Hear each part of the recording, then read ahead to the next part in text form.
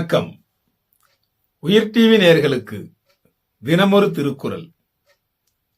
மக்கட்பேறு.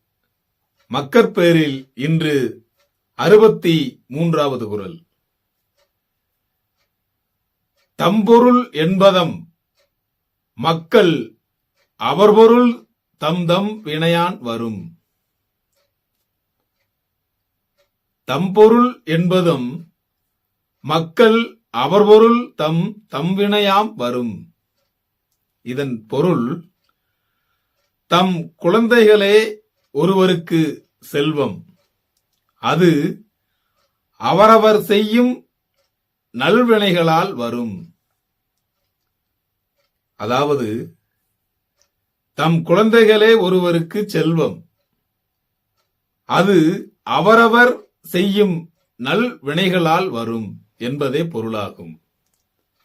உயிர் டிவி நேயர்களுக்காக தினமொரு திருக்குறள் வழங்கியவர் நான் உங்கள் வா பார்த்திபன். வணக்கம் அன்பு நேயர்களே.